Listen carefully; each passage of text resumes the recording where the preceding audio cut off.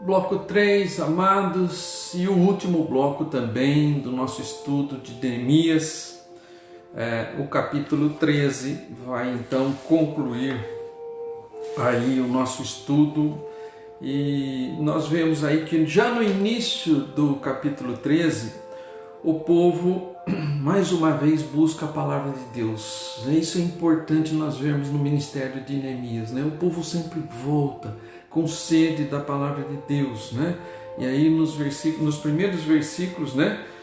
Diz aí no versículo 1 do capítulo 13: naquele dia se leu para o povo o livro de Moisés, achou-se escrito que os amonitas e os moabitas não entrassem jamais na congregação de Deus. Então eles voltam de novo e estavam frequentemente buscando a palavra de Deus para ver o que realmente, como o povo de Deus, o que eles deveriam fazer. Então nós vemos aí que eles buscam a palavra de Deus e percebem isso, que os moabitas e os amonitas não deveriam permanecer no meio do povo de Deus. Então eles leem isso na lei de Moisés, né? E ali fica registrado então aí no início que eles foram expulsos, né? Então o verso 3 diz: ouvindo eles o povo esta lei, apartaram de Israel todo o elemento misto. O elemento misto era justamente esses povos que estavam vivendo no meio do povo de Israel. Então eles fazem isso, leem, ouvem a palavra de Deus e colocam na prática, né? Conhecimento e prática novamente. A gente vê que Neemias sempre faz isso, ele não deixa só na teoria, ele vai e coloca aquilo na prática. E a vontade de Deus era essa, e ela deveria ser feita, e foi feita. Então os primeiros versículos aí, com relação a isso, o povo vai buscar então a palavra de Deus novamente, né? E exclui do meio deles os povos que não eram de Israel. E aí, amados, nós vamos ver que a administração de Neemias, ela durou 12 anos. Então, Neemias veio, né, mandado do rei, e durou 12 anos a sua administração ali em Israel, né? E ele conseguiu as vitórias, né? O muro, a restauração espiritual, o governo novamente estabelecido, né? E Deus teve então misericórdia desse seu servo, usou a vida de Neemias com muito poder, e o povo se voltou para Deus, e nesses 12 anos eles viveram muito bem, né? Então, quando o povo de Deus se volta realmente, verdadeiramente para a palavra, coloca a sua palavra em prática, nós vamos ver que as coisas começam a acontecer, né? E nós vivemos vida tranquila na presença de Deus. Mas Neemias precisava voltar para a corte de Artaxerxes, que era o rei da Babilônia. E ele volta, ele faz isso.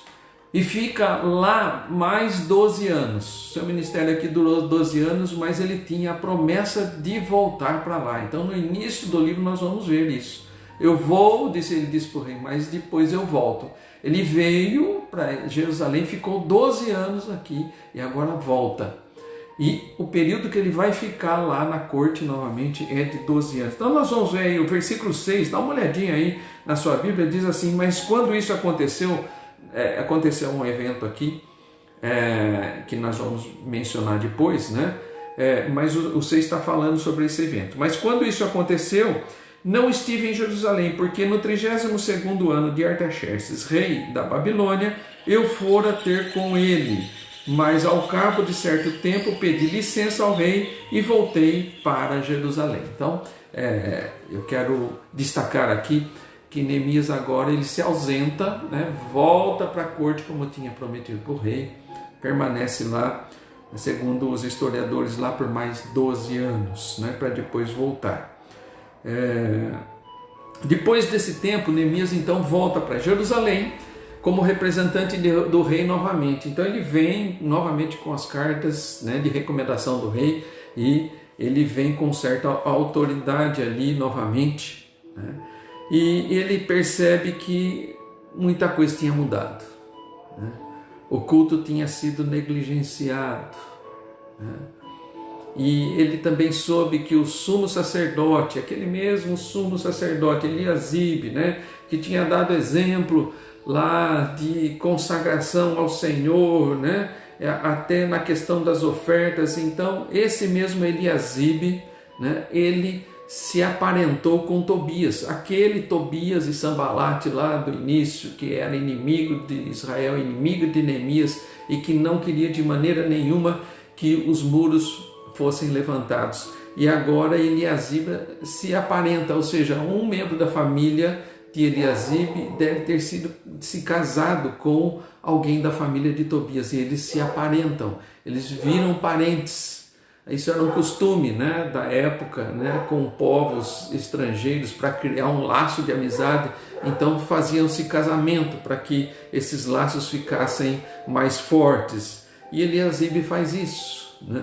Mesmo vendo tudo, mesmo tendo visto tudo o que aconteceu, mesmo vendo a oposição de Tobias, ele vai lá durante esse tempo que Neemias não estava presente. Ele faz com que alguém da sua família case então com a família de Tobias, e acontece mais uma coisa lastimável, né? E ele, como sinal aí, ou política também de boa vizinhança, né? Ele faz uma reforma no templo, né? Ele pega algumas salas do templo, faz uma reforma lá e traz Tobias para morar no templo, nas dependências do templo. Ele faz lá um apartamento, uma casa para Tobias, que era o inimigo de Israel. Eliasibe faz isso. Ele reforma o templo e coloca para dentro do templo Tobias, que era o inimigo, para morar ali. Aquilo que começou, amados, com tolerância, né? Porque está certo que o sumo sacerdote era quem mandava ali, mas houve uma tolerância também dos demais líderes ali com aquela situação, né? Alguém deveria ter se levantado, né? Aliás, há outro profeta que fala muito disso, quando Malaquias também profetiza contra isso, mas a maioria do povo não teve forças, ou não teve condições, ou não quis também se levantar contra Eliasibe. Nós não sabemos o que aconteceu. O fato é que Tobias veio morar dentro do templo. Então essa tolerância com alguma coisa que não era a vontade do Senhor, que era mal, o inimigo sendo trazido para dentro da casa de Deus, né? Então nós vemos aí a profanação do próprio templo, né? Isso gerou desconforto. E o espaço que foi dado para Tobias, né? Olha as consequências, né? O espaço que foi dado para ele, para reformar, para que ele morasse, aquele espaço servia justamente para estocar as comidas, as ofertas que eram trazidas para os sacerdotes e para os levitas. Então eram salas onde guardavam-se as ofertas que as pessoas traziam para o sustento, né? Vimos aí no 12 que há preocupação com o sustento enquanto Neemias estava lá, mas isso deixou de existir a partir de Neemias sai, então já não há mais preocupação com isso. E os próprios sumos sacerdotes reformam o templo, e aquilo que era reservatório das ofertas é reformado para dar moradia para o inimigo de Deus. Então aquilo traz grandes transtornos ali. E aí as pessoas também começam a ver essas coisas, né? Já não tinham mais como estocar os alimentos para os líderes, então muitos levitas têm que voltar para o campo para trabalhar, para ganhar o seu sustento, né? Isso também vai causar uma defasagem na orientação espiritual. Eles não tinham mais tempo para consagrar a sua vida como consagravam antes, né? Na questão da vida espiritual e da orientação espiritual. Voltam-se para o campo para o seu sustento, e as práticas espirituais então acabam ficando para segundo plano, né? Assim surgiu também a falta de compromisso do povo de ofertar. Se não tem onde guardar, né? Não vamos mais ofertar não, né? Então geralmente o povo toma nas suas mãos, né, a questão também de estar ali organizando, ou de alguma coisa, de administrar aquilo que é do Senhor, né?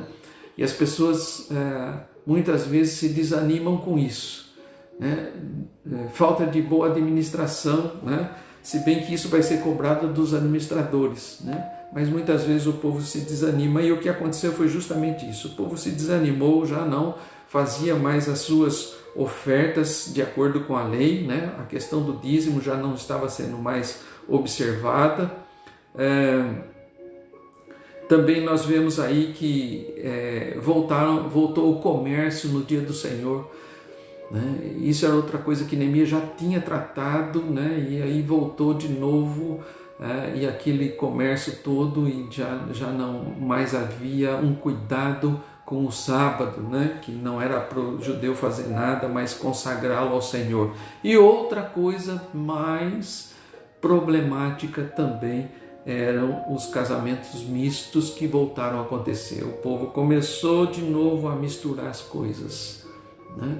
E ali os casamentos mistos continuaram a existir, e ali a contaminação espiritual do povo. Já estavam fracos espiritualmente, se misturando com outros povos que tinham outros deuses, então a coisa toda vai ruindo, né? Amados, olhando assim para os 2 últimos capítulos de Neemias, nós vamos ver que se o livro de Neemias tivesse terminado no capítulo 12, seria muito bonito, né? Vamos dizer assim, seria uma história com um final feliz, né? Até o comecinho aí do capítulo 13, né? Poderia se ter, porque ali fala que eles ainda foram buscar a presença de Deus e fizeram alguma coisa na prática, mas se tivesse ido até aí, tudo bem. Quando nós entramos no capítulo 13 e nos aprofundamos nele, nós vamos ver a necessidade que temos, né? Isso vai ficar de lição no capítulo 13 para nós, de vigilância, amados, tá? Não podemos esquecer que o coração do homem é corrupto, extremamente enganoso. A palavra de Deus está constantemente nos alertando para isso, né? Cuidado com o coração, cuidado com a natureza humana. Nós temos que constantemente vigiar as nossas vidas, o nosso coração e a nossa mente, para nós não nos afastarmos da vontade de Deus. Thomas Jefferson é um dos presidentes mais famosos aí dos Estados Unidos. Ele tem uma frase que diz o seguinte: o preço da liberdade é a eterna vigilância. Eu vou repetir: o preço da liberdade é a eterna vigilância. Amados, nós fomos libertos em Cristo Jesus. A palavra de Deus diz: e conhecereis a verdade vos libertará. Somos livres, amados. Mas a palavra também nos orienta para tomar cuidado com a liberdade, né? Tomar cuidado com a liberdade. Nós temos que vigiar e orar e constantemente buscar a vontade do Senhor. Isso é um exercício que precisa ser feito todos os dias da nossa vida, porque senão nós vamos nos afastar da presença de Deus. O que aconteceu com o povo foi isso. Neemias foi embora, ficou 12 anos fora, e quando ele voltou ele tem que brigar com muita gente. Então no capítulo 13 nós vamos ver isso, né? Então ele tem que voltar à questão da manutenção dos levitas, tem que botar o Tobias para fora, tem que trazer de novo os levitas para dentro do templo, fazer com que eles voltem aos seus ofícios, né? Depois a questão da observância do sábado, ele tem que fazer todo um trabalho novamente para restaurar a questão do sábado, da dedicação ao Senhor de um dia por semana e todas aquelas coisas. Deu muita briga, né? Neemias teve um trabalho grande aí, né? E depois a questão dos casamentos mistos também, amados. Imagine a dor, né, daquelas famílias, às vezes tendo que se separar. E eu creio que nesse processo também muita gente foi mandada embora, que era do povo, né, mas que não queria deixar os seus filhos, a sua esposa, e também saiu. Então, são consequências do pecado. Consequências do pecado. Nós não podemos nunca, amados, deixar de observar isso com relação à palavra de Deus nas nossas vidas. O pecado é perdoado pelo Senhor, mas nós temos consequências. Então não adianta você sair pecando por aí, fazendo o que quiser e achar que Deus vai te perdoar de todas as coisas. Mas a consequência do pecado na sua vida vai existir. Deus perdoa, Deus é um Deus misericordioso, mas não se esqueça que esse mesmo Deus é um Deus justo. E nós precisamos temer ao Senhor. O que a palavra diz para nós é que nós devemos temer ao Senhor. E nesse temor buscar cada vez mais a santificação das nossas vidas, amados. O inimigo está apenas esperando uma brecha para entrar na nossa vida, para entrar na nossa família, para entrar dentro da nossa igreja. Uma brecha. Enquanto tinha alguém vigilante, alguém que estava responsável, alguém que realmente estava em comunhão com Deus e era o líder daquele povo se manteve firme. Mas bastou abrir uma brecha e o inimigo entrou e fez a festa. Mas nós precisamos ser pessoas confiáveis, pessoas em quem Deus possa confiar. Nosso coração é extremamente corrupto, amados. Deus realmente não pode confiar nas nossas vidas, mas nós devemos sim batalhar e nos esforçarmos para não deixar que o inimigo tome conta da nossa casa. O inimigo, no caso aqui, foi morar dentro do templo. Lição que fica para nós, amados, justamente ao terminar esse livro, é que é preciso vigiar e orar constantemente, para que nós não desviemos da palavra de Deus e também da vontade deles. Esse cuidado nós temos que ter, amados. Seja você líder ou não, seja você membro da igreja, cuidado com a vigilância. Vigie pela tua vida, vigie pela vida da tua família, vigie pelo cuidado espiritual da sua igreja.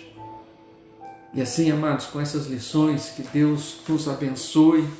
Nós terminamos aqui o livro de Neemias, então, tirando essas lições para as nossas vidas. Temos mais alguns minutos aí que os irmãos podem estar dando a sua participação também. Foi um prazer para mim, aprendi muito com Neemias aqui, né? Também com a participação dos irmãos aí nas aulas, né? Nós pudemos também aprender muita coisa. E esse é o objetivo da escola dominical, amados, nós estarmos buscando juntos a palavra de Deus, mesmo que nessa questão aí que estamos isolados, né? Mas é momento precioso que nós podemos aprender a palavra de Deus, mesmo estando distantes, tá? A partir de domingo que vem, vai haver um outro professor aqui na classe, tratando de um outro assunto que também eu acho que é muito proveitoso, que é batalha espiritual, que vai dar crescimento para as nossas vidas aí, tá? Então os irmãos vão ter aí um professor novo ou um novo professor também, né? Mais novo do que eu, mas eu creio que Deus tem propósito em todas essas coisas. Nós estaremos aí trabalhando com a classe de iniciantes, catecúmenos, né? E temos aí vários irmãos que já se inscreveram nessa classe. Nós vamos iniciar, né? E assim dando andamento aí na nossa escola dominical, para que nós tenhamos aí cada vez mais oportunidade para que os irmãos cresçam no conhecimento e na obediência da palavra de Deus. Deus abençoe vocês, viu, amados? Eu quero terminar orando com os irmãos, agradecendo pelo estudo que tivemos, né? E vocês têm mais alguns instantes aí para estar comentando a respeito, então, das lições que tiramos de Neemias. Vamos orar. Pai, obrigado, Senhor, quando nós terminamos, quando nós concluímos a história desse teu servo lá do passado, Pai, que foi fiel a Ti, ó Deus, figura de Cristo Jesus para as nossas vidas, ó Deus, que nós possamos buscar o exemplo maior de Cristo Jesus nas nossas vidas, ó Pai, de dedicação, de consagração, de amor a Ti, ó Deus, de obediência acima de todas as coisas, ó Pai. Que nós também possamos ser impulsionados, ó Pai, a obedecermos cada vez mais e cada dia mais a Tua palavra. Senhor, faz isso no nosso coração, faz isso nas nossas mentes, ó Pai, faz isso na nossa família, ó Deus, e faz isso também na nossa igreja, para que nós sejamos sempre testemunhas fiéis do Teu amor e da Tua misericórdia para conosco. Obrigado, Pai, pelos irmãos que estiveram conosco, abençoa suas famílias, abençoa toda a nossa igreja, Pai. Dá-nos disposição de sempre aprendermos de Ti, ó Senhor, porque isso é precioso para as nossas vidas. Nós oramos agradecidos, louvando, bendizendo o teu nome, em nome do Senhor Jesus.